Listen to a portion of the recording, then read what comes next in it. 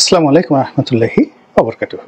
সম্মানিত দর্শক, বাংলাদেশে একটা নিদারুণ প্রচারণা চলছে।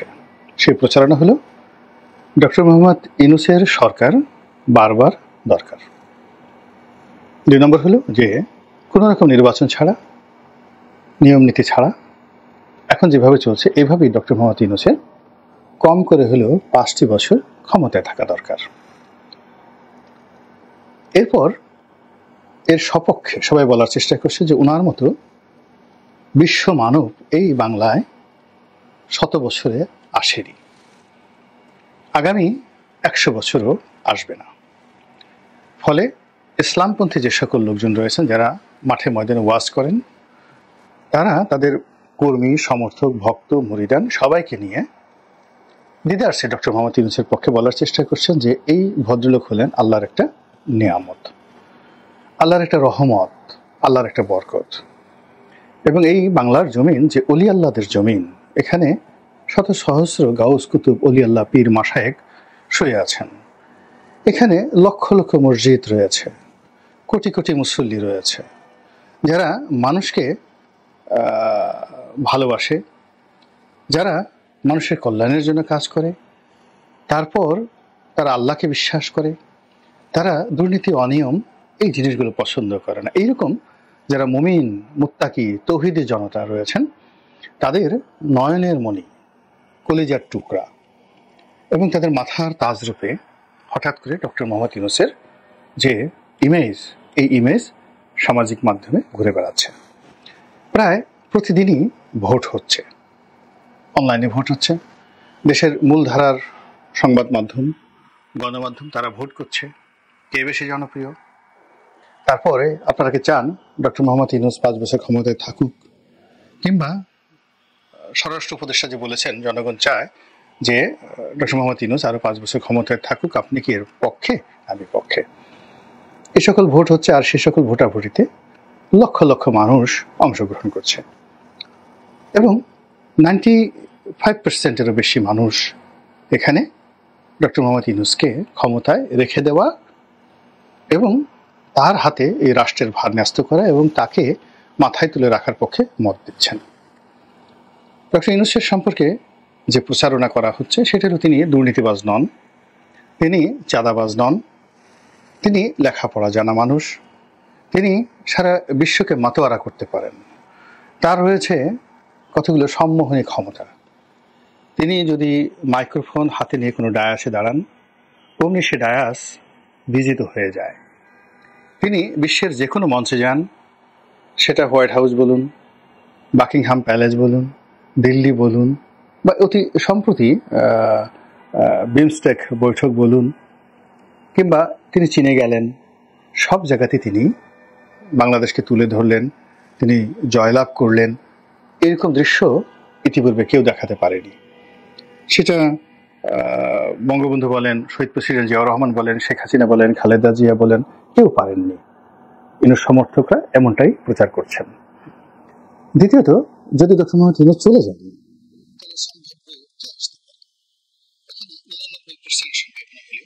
বিএনপি, তারেক রহমান সাহেব, তো বিএনপির কারা আসবেন? মির্জা আব্বাস আসবেন, গয়েশ্বর বাবু আসবেন, মির্জা ফখরুল ইসলাম সাহেব আসবেন, তারেক রহমান সাহেব প্রধানমন্ত্রী হবেন, তার যারা বন্ধু বান্ধব আছেন তারা বড় বড় পদে আসবেন, জুনায়েদ সাকি মন্ত্রী হবেন, তারপরে আন্দালিব রহমান পার্থ মন্ত্রী হবেন, ভিপি নুরু মন্ত্রী হবেন, তারপরে ভিপি নুরুর যে কাউন্টার আর একজন রয়েছেন তার নামও তারেক রহমান সাহেব, তিনি মন্ত্রী হবেন, ইশরাক সাহেব মন্ত্রী হবেন, তাবে তাওয়াল মেয়র হবেন বা ইশরাক মেয়র হবেন। এই যে সেটআপটা, এই সেটআপটাকে নষ্ট করার জন্য, বা এদের কোনো যোগ্যতা নাই, তারা ভালো করতে পারবে না, তাদের এই দুর্নাম, এই বদনাম, এগুলো নিয়ে যেভাবে একটা হৈ হুল্লোড় করা হচ্ছে, একই সঙ্গে ডক্টর মোহাম্মদ ইউনূস তার নিজের যোগ্যতা, তিনি যাদেরকে মনোনীত করেছেন ইতিমধ্যে, জনাব আশিক চৌধুরী আছেন, তারপরে সাবেক আইজি সেই যে এবি সিদ্দিকী না ওয়াইবি সিদ্দিকী, তার ছেলে আছেন, খলিলুর রহমান সাহেব আছেন, তারপরে খোদা বক সাহেব আছেন সাবেক আইজি, তারপরে আরও তিনি অনেক মানুষকে নিয়োগ দিয়েছেন, এখনো পর্যন্ত আসেননি। তো তাদের সম্পর্কে যে সকল কথা বলা হচ্ছে, যারা হার্ভার্ড গ্রাজুয়েট, যারা অক্সফোর্ড গ্রাজুয়েট, তারা পৃথিবী থেকে ভূমি থেকে ৪১,০০০ ফিট উপর, অর্থাৎ হিমালয়ের যে উচ্চতা ২৯,০০০ ফুট, তার চাইতেও আরও ১২,০০০ ফুট উপরে গিয়ে ১২,০০০ ফুট উপরে গিয়ে প্লেন থেকে ঝাঁপ দিয়েছেন। তো তাদের কলিজায় তো যেন তেন কলিজা নয়, অত উপরে তো কোনো পাখি উঠতে পারবে না। ও পাখি সেই ৪১,০০০ ফিট উপরে যদি কোনো পাখিকে তুলে দেওয়া হয়, সে অক্সিজেনের অভাবে মরে যাবে। তো সেই জায়গা থেকে যে আশিক চৌধুরী লাফ দিয়ে আসতে পারেন, তার কলিজা কত বড়, তার সিনা কত বড়, তার সাহস কত বড়, সেই মানুষটি ডক্টর মোহাম্মদ ইউনূসের পাশে। কাজেই ডক্টর মোহাম্মদ ইউনূস যদি বিশ্ব জয় করতে চান, এই আশিক চৌধুরী বা অন্যান্য যারা তার সহকর্মী রয়েছেন, তাদেরকে নিয়ে তিনি সেটা করতে পারবেন। আর বিএনপি যদি আসে, ক্ষমতায় আসে, আওয়ামী লীগ তো এখানে কুল্লু খালাস, তাদের আর আসার কোনো সম্ভাবনা নাই। এখন বিএনপিকে নিয়েই সমস্যা। তাহলে বিএনপি যদি এখানে ক্ষমতায় আসে, তাহলে কি হবে? অতীতে বাবর সাহেব যা করেছেন, এখন তার বয়স হয়েছে, তিনি কি তার চেয়ে ভালো করতে পারবেন? মির্জা আব্বাস অতীতে যা করেছেন, তিনি একটা ব্যাংক করেছেন, এখন হলে আরও হয়তো 2টো ব্যাংক করবেন। এসে উনি আর বেশি কি করতে পারবেন বলেন? এইভাবে প্রচার করা হচ্ছে, তাদের ক্যারেক্টার অ্যাসাসিনেশন যেভাবে দরকার সেভাবে করা হচ্ছে। আগে ধরুন একটা হাওয়া ভবন ছিল, এখন যদি ৩৬০টি হাওয়া ভবন হয়ে যায়, তাহলে আশ্চর্য হওয়ার কি আছে? তো এগুলো নিয়ে যেমন অপপ্রচার চলছে, অর্থাৎ বিএনপিকে একেবারে কুল্লু খালাস করার জন্য যে ধরনের অপপ্রচার চলছে, একই সঙ্গে আওয়ামী লীগকেও এর সঙ্গে ত্যাগ করে দেওয়া হচ্ছে, ভারতকেও ত্যাগ করে দেওয়া হচ্ছে। অর্থাৎ এখন যারা ডক্টর মোহাম্মদ ইউনূসের বিপক্ষে কথা বলবেন, যারা নির্বাচন চাইবেন, তারা সবাই রয়ের এজেন্ট, ভারতের দালাল, তারা শেখ হাসিনার দালাল, তারা শেখ হাসিনার সঙ্গে আবার ঐক্য করে তাকে বাংলাদেশে আনতে চায়, আওয়ামী লীগকে আনতে চায়। তো এই বিষয়টি রুখে দেওয়া তৌহিদি জনতার পবিত্র দায়িত্ব, এটি ফরজ, এটি জিহাদে কুল্লিয়া। এইভাবে তারা কিন্তু ম্যাটিকুলাসলি তারা এগিয়ে যাচ্ছে, এবং তারা তাদের এই নিজস্ব যে চিন্তা এবং চেতনা, মতাদর্শ, এটিকে পপুলার করার জন্য, জনপ্রিয় করার জন্য তারা কাজ চালাচ্ছেন, সোশ্যাল মিডিয়াতে প্রচারণা চালাচ্ছেন, তারপরে সমাজে দাওয়াতি কর্মকাণ্ড চালাচ্ছেন, মিছিল, মিটিং, সভা সমাবেশ করছেন।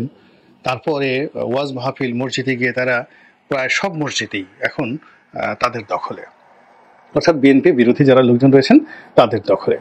এখানে ছাত্ররা যে রাজনৈতিক দল গঠন করেছেন, বলা হচ্ছে সেটি ডক্টর মোহাম্মদ ইউনূসের দল। এক গ্রুপ সমালোচনা করার চেষ্টা করেছেন, কিন্তু ডক্টর মোহাম্মদ ইউনূসের যারা সমর্থক, তারা বলার চেষ্টা করছেন যে এদেরকে নিয়ে সমালোচনা করার কোনো অধিকার তো বিএনপির নেই।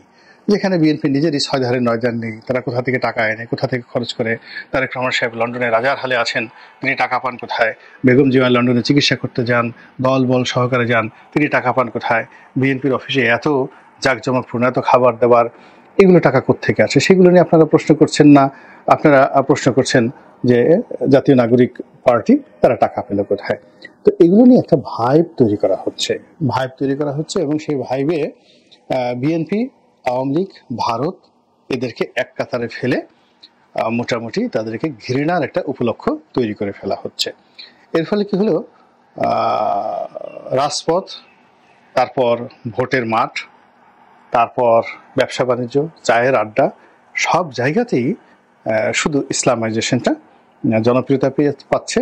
আর এই ইসলামাইজেশন জনপ্রিয়তা পাওয়ার পেছনে ধরুন খেলাফত মজলিস, তারপরে হেফাজত, জামাত, চরমোনাই, এরা বিভিন্ন অ্যাঙ্গেল থেকে ডক্টর মোহাম্মদ ইউনূসের পক্ষে কাজ করছে।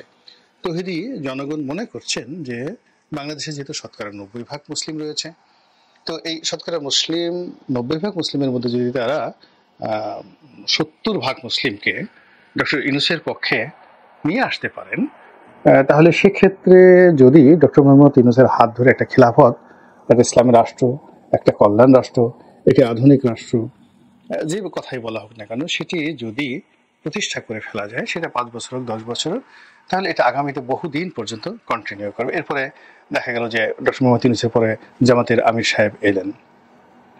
তো জামাতের আমির সাহেব এলেন, উনি যতদিন ওনার আল্লাহ হায়াত দান করলেন, উনি ততদিন থাকলেন।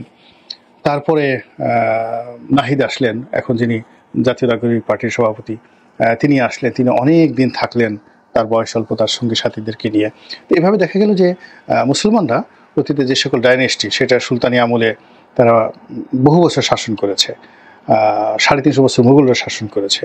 তো 350 বছরের আগে প্রায় মোর দ্যান 400 ইয়ার্স সেই বিভিন্ন মুসলমান শাসকরা ভারতবর্ষ শাসন করেছেন।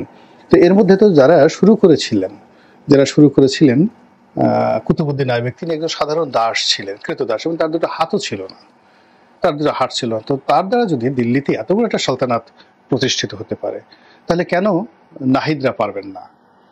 কেন ডক্টর মোহাম্মদ ইউনূসের সাথে এত যোগ্যতম যারা লোকজন রয়েছেন তারা পারবেন না? কিংবা ইখতিয়ারউদ্দিন মোহাম্মদ বিন বখতিয়ার খলজি, যিনি সেই তুরস্ক থেকে ভাগ্যান্বেষণে এসেছিলেন, তার চেহারাও ভালো ছিল না, হাত দুখানা বেঢপ আকৃতি ছিল, তিনি যদি বাংলা দখল করতে পারেন এবং বাংলার মানে প্রায় 50 বছর শাসন করেছেন সেই লক্ষণ সেন, তো তার মতো শাসক যিনি খুবই জনপ্রিয় ছিলেন, প্রজারঞ্জক ছিলেন এবং অত্যন্ত বুদ্ধিমান এবং যাকে বলা হয় সাহিত্যিক দার্শনিক ছিলেন।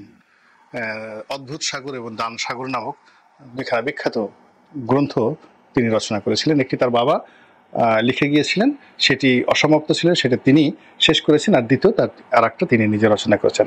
তো তার মতো একজন মানুষকে যদি ইখতিয়ারউদ্দিন মোহাম্মদ বিন বখতিয়ার খলজি বাংলাদেশ থেকে তাড়িয়ে দিতে পারে, তাহলে সেই সেন বংশের রাজাকে তাহলে কেন এই বাংলা থেকে আওয়ামী লীগ এবং বিএনপি, যারা এই বাংলাদেশে আসলে সেই প্রথম থেকে তাদের যারা বিরোধী পক্ষ, তাদের বক্তব্য এরা শুধু নফরত নফরত নফরত, যা কিছু করেছে ঘৃণা ঘৃণা ঘৃণা, যা কিছু করেছে ইসলামের ক্ষতি ইসলামের ক্ষতি ইসলামের ক্ষতি, যা কিছু করেছে দুর্নীতি দুর্নীতি দুর্নীতি। তো তাহলে এই জিনিসগুলো আল্লাহর একটা বিচার আছে না, আল্লাহর একটা বিচার আছে। আল্লাহ সময় পর পর বিভিন্ন সময় মুজাদ্দেদ পাঠান এই দুনিয়াতে, সমাজ সংস্কারের জন্য, রাষ্ট্র সংস্কারের জন্য, জাতি গঠনের জন্য, তারপরে মানুষকে একটি যাকে বলা হয় কল্যাণময় জীবন দানের জন্য আল্লাহ রাব্বুল আলামিন বিশেষ মনোনীত ব্যক্তি পাঠান। তো আমাদের সেই স্বাধীনতার পর থেকে এই পর্যন্ত ডক্টর মোহাম্মদ ইউনূসের যারা সমর্থক, তাদের বক্তব্য হলো যে যারাই এসেছেন তারা কেউ ডক্টর মোহাম্মদ ইউনূসের সমপর্যায়ের লোক নন। তিনি তিনি সাধারণ, শুধু সাধারণ না, অতি সাধারণ পোশাক পরেন, জুতো পরেন, খুব সাধারণ মানের, তার খাবার দাবার খুবই সীমিত, তার শরীরে কোনো মেদ নেই, তো তিনি পরিশ্রমী, সদা হাস্যময়। তো এইরকম একজন মানুষ সাক্ষাৎ যাকে দেখলে আপনার পাপও ক্ষয় হতে পারে, তিনি নামাজ কালাম শুরু করেছেন, টুপি মাথায় দেওয়া শুরু করেছেন। তো এই মানুষটিকে কোনো অবস্থাতেই তৌহিদি জনতা হারাতে চাচ্ছে না, তাকে রেখে দিতে চাচ্ছে। আর তাকে যদি রেখে দিতে হয়, তাহলে তার যারা সমালোচনা বা তাকে যারা বিব্রত করতে চায়, তার কাছে নির্বাচন চেয়ে তাকে যারা অপমান করতে চায়, তো তাদেরকে তো শান্তিতে ঘুমাতে দেওয়া উচিত নয়। তো কাজেই আওয়ামী লীগ এবং বিএনপি যে দলটি ডক্টর মোহাম্মদ ইউনূসকে গালাগাল করছে বা সমালোচনা করছে, বিএনপি এখন ওইভাবে গালাগাল করছে না, আওয়ামী লীগ গালাগাল করছে, আর বিএনপি মৃদু সমালোচনা করছে, তাদের ক্ষোভ ঝাড়ছে, সন্দেহ করছে।